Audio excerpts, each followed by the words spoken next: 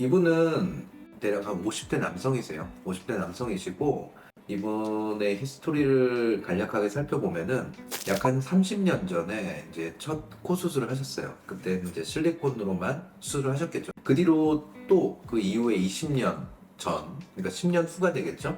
그때 또다시 실리콘으로 수술을 하셨고요.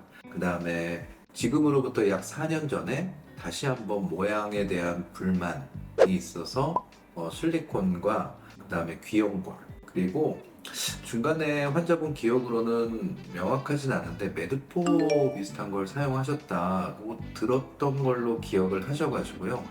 그 뒤로 심하게 점점 시간이 지나면서 코가 짧아지고 틀어지고 그다음에 휘어지고, 더 나아가서는 뭐 이제 코 안에 코로 숨 쉬는 그런 이제 일상생활에도 어려움을 줄 정도로 코막힘이 증상이 심해지셔가지고 내원하셨습니다. 이분의 사진을 볼 때는 밖에서 알 수 있듯이 콧구멍이 심하게 틀어져 있고 좌우, 좌측, 우측 비공비대칭이라고 하죠. 콧구멍이 많이 차이가 나요.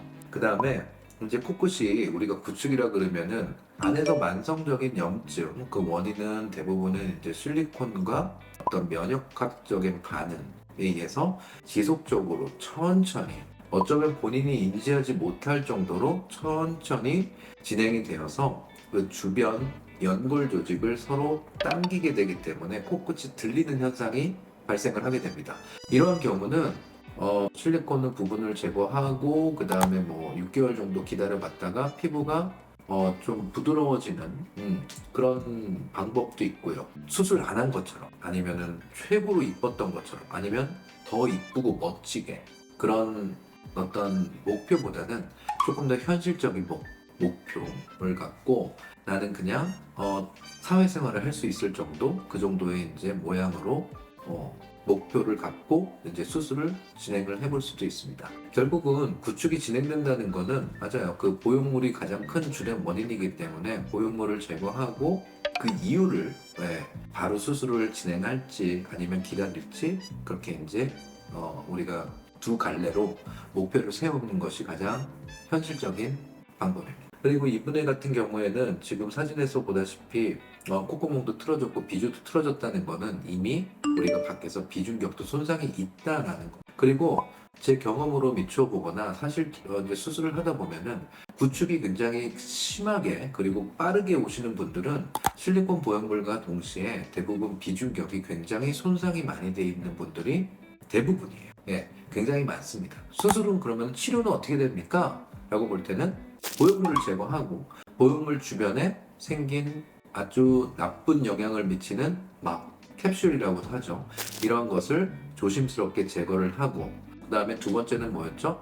비중격이 손상을 입었죠. 그러면은 비중격을 다시 원래 상태로 있는 것처럼 만들어줘야 되죠. 하지만 이미 손상된 연골은 어떠한 뭐 신이 아닌 이상에는 다시 만들 수는 없기 때문에 우리가 대신 그 대체할 수 있는 믿음직스러운 연골을 이용해 가지고 비중격이 마치 원래 그 자리에 있던 모양, 길이, 혹은 조금 더 짧아졌으니까 더 길게 해가지고 더 긴 비중격을 다시 만든다, 즉 재건한다, 이렇게 해서 구축코를 수술하는 것이 가장 원칙입니다. 그래서 1차적으로는 기초 틀을 그렇게 만드는 거예요. 휘지 않게 똑바로 만들어주고, 기왕 만든 거는 굉장히 튼튼하게, 그리고 내가 원하는 길이감, 높이감으로 만들고 나서 그 다음에 콧구멍 연골, 콧날개 연골 같은 거를 다시 재조립시키고, 가능한 한 비공비대칭이 있었다면은 그렇지 않게, 그리고 가능한 한 좌우 콧구멍이 맞는 상태로 다시 재건을 해가지고 조립을 하게 됩니다. 그럼 남은 것은 뭐죠? 미용적인 요소인 거죠.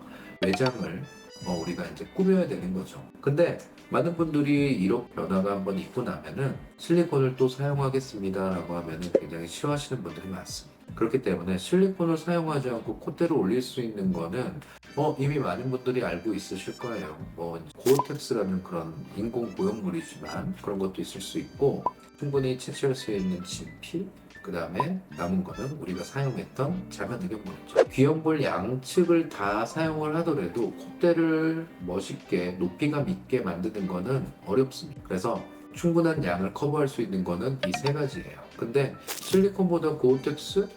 그거는 좀 많은 분들이 의아해 하실 수 있죠. 그렇기 때문에 고어텍스는 제외하고 나서라도 그럼 남은 거는 진피가 있는. 진피 같은 경우는 말 그대로 피부 밑조직에 있는 말랑말랑한 부분이에요. 이게 내 높이감을 유지를 해줄 수 있을까?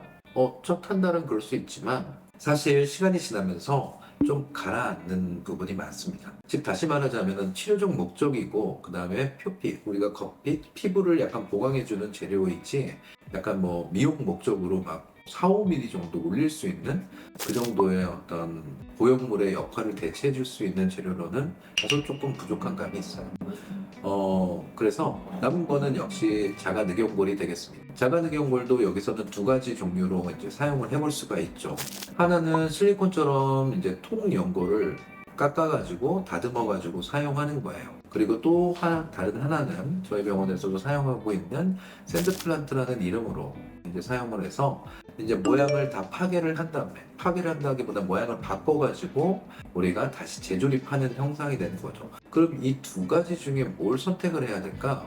라고 봤을 때는 첫 번째 우리가 이제 조각된 늑연골이라고 표현을 할게요. 조각된 늑연골 자체는 매우 좋은 것 중에 하나입니다. 어떤 뭐 절대 이제 뭐 높이감이 떨어지거나 그러진 않겠죠.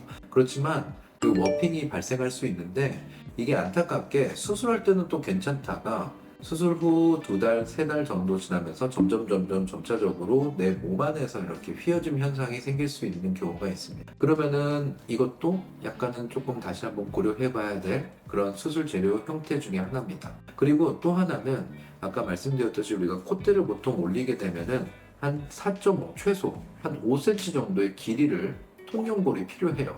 그러면 더 길게 늑연골을 채취해야 됩니다. 그런 과정에서 주변 조직으로 뭐 이제 약간은 조금 손상이 있을 수 있고 그렇기 때문에 그래서 두 번째 재료 이제 우리 병원에서 사용하고 있는 샌드플란트라는 거는 상대적으로 짧은 늑연골을 채취하더라도 비슷한 정도의 양을 확보할 수 있고 또 그 정도의 효과를 낼 수가 있습니다. 또 하나는 뭐죠? 틀어짐, 휘어짐, 즉 워핑의 현상에 대해서 원천적으로 차단을 할 수가 있죠. 가능성을 굉장히 제로에 수렴하게 날 수 있습니다. 이분도 실리콘 보형물을 더 이상 사용하지 않고 게다가 원치 않으셨고 저도 다시 이제 수술을 하고 싶진 않았어요. 그러니까 계속 잘 사셨으면 좋겠으니까 그러면은 오늘 이번 수술의 가장 큰 목적은 내 몸에서 적어도 내 코에서는 이물질은 존재하지 않게 만드는 게 가장 현명한 판단이고 현명한 수술 계획이라고 생각합니다. 그렇기 때문에 자가늑연골 채취한 한 조각으로 이 수술을 끝내는 게 가장 좋다고 판단했기 때문에 콧대에도 똑같이 샌드플란트 형태의 자가늑연골을 사용을 해가지고 수술을 마쳤습니다. 그리고 마지막으로는 우리가 생각을 한번 해봐야 될 게 있어요. 수술 이후의 모습을 보시면은 오른쪽 콧구멍이 굉장히 많이 잘 그래도 왼쪽과 근사치로 많이 자리를 잡은 것을 확인할 수가 있어요. 이러한 경우는 우리가 피부라는 거는요, 한번 손상이 되면 다시 제대로 원상복구되지 않는 경우가 많아요. 그래서 이러한 경우에는 우리가 귀 연골에서 귀 연골 중에 피부하고 연골하고 같이 붙어있는 형태, 즉 정확하게 말하자면은 복합 이식이 되는 거죠.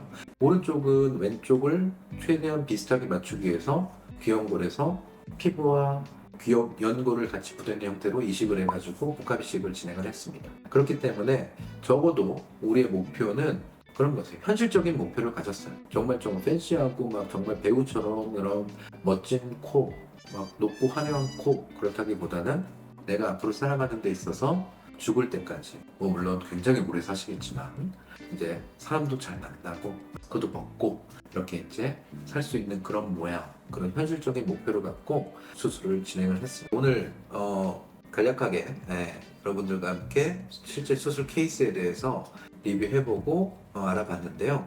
이후에도 더 궁금한 점이 있으시다면은 저희 유튜브 댓글에 남겨주시거나 혹은 저희한테 연락 주시고 전화 주시고 내원해 주시면은 조금 더 자세하게 더 많은 케이스와 함께 자세하게 설명드릴 수 있도록 하겠습니다.